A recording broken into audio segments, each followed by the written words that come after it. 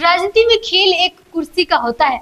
बिहार विधानसभा का सत्र चल रहा है और ऐसे में एक बार फिर कुर्सी को लेकर के बिहार विधानसभा के चलते सत्र के दौरान हंगामा हो गया। विधानसभा में तमाम विधायक थे और सभाध्यक्ष के सामने वो अपनी बातों को रख रहे थे, लेकिन इसी दौरान राजद के एक विधायक जो है वो मुख्यमंत्री की कुर्सी पर जा करके और खड़े हो जाते हैं, जिसके बाद से वहां पर तमाम सत्ता पक्ष के जो विधायक हैं वो चिल्लाने लगते हैं। वो कहने लगते हैं कि यहाँ पर जो है लोकतंत्र का अपमान हो रहा है, संविधान का अपमान हो रहा है। ये तमाम बातें जब कहने लगे तो उसके बाद सदन में एक बार फिर हंगामा शुरू हो गया, जिसके बाद से ये कहा जाने लगा कि ये एक तरीके से अपमान किया गया है लोकतंत्र का। क्यों कोई विधायक जाकर के मुख्यमंत्री की कुर्सी के पास खड़ा होगा, मुख्यमंत्री की कुर्सी पर बैठेगा।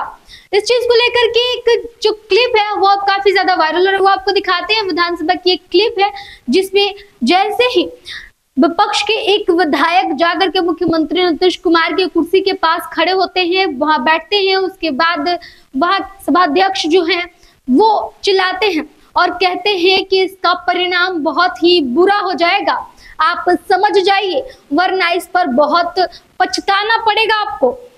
एक क्लिप दिखाते हैं आपको जो अभी काफी ज्यादा वायरल हो रहा है। सभी को नियमों का पालन करना चाहिए। तो महोदय इन प्रश्नों को उत्तर तैयार होने से रख दिया जाए। महोदय ये व्यवस्था की जाए ना, ये अराजकता का मामला हो जाएगा। व्यवस्था महोदय मैंने व्यवस्था दिया, निर्धारित यह व्यवस्था मैंने व्यवस्था का सवाल सभी सदस्यों को अपने आसन पर बैठना चाहिए। हो गया। बिहार राज्य भंडार निगम के वित्तीय वर्ष 2018-19 के वार्षिक प्रतिवेदन के एक प्रतिशत पर रखता हूँ। बिल के अंदर से कही गई कोई बात नहीं लिखी जाएगी, न सुनी जाएगी। अपने सामने जाइए। माननीय सभापति पर्यटन उद्योग संबंधी समिति, आप याद रखिए वीरेंद्र जी, गंभीर परिणाम हो जाएंगे, इसके गंभीर परिणाम हो जाएंगे। बाहर करिए, बाहर करिए, बाहर करो।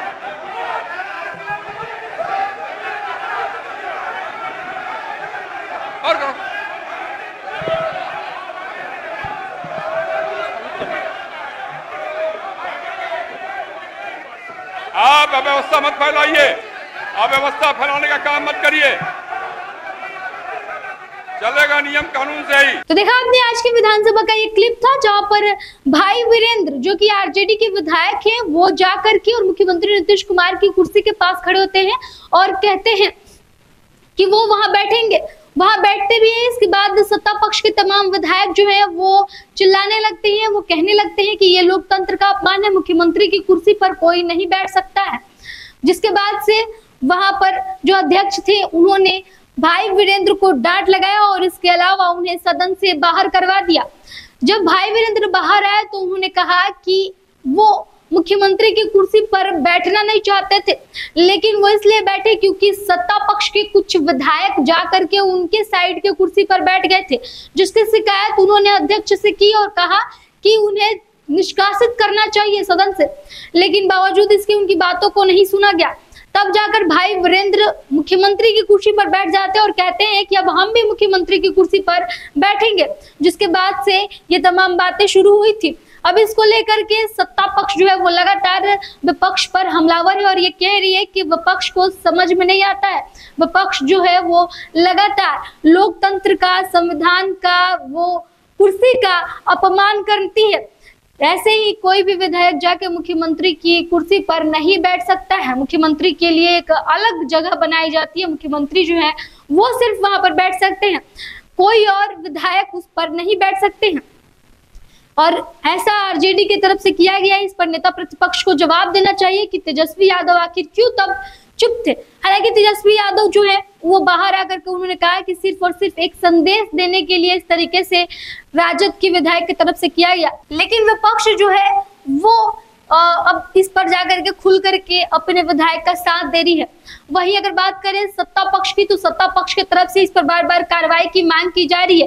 फिलहाल देखना ही होगा कि इसको लेकर के अब आगे की तरफ से क्या कार्रवाई की जाती है। आपको बता दें कि बिहार विधान परिषद में राजद के एक एमएलसी ने मुख्यमंत्री नीतीश कुमार की नकल उतारी थी, जिसके बाद से उनके ऊपर एक्शन लिया गया था और राबड़ी देवी के मुंह बोले भाई का वहां से सदस्यता भी रद्द कर दिया गया। एमएलसी से उनकी सदस्यता हटा दी गई और उसके बाद अब जाकर के राजद के एक विधायक की तरफ से भी इस तरीके का जब मुख्यमंत्री की कुर्सी के साथ व्यवहार किया गया है तो फिर कुर्सी पर बवाल हो चुका है। सत्ता पक्ष जो है वो लगातार अब इसको लेकर के कह रही है कि माफी मांगने से सिर्फ काम नहीं होगा, इस पर एक्शन भी लिया जाएगा। देखना ही होगा इसको लेकर के आगे क्या कुछ कार्रवाई की जाती है। बताएंगे आपको तमाम अपडेट्स। बने रहिए सिटी न्यूज के साथ। धन्यवाद।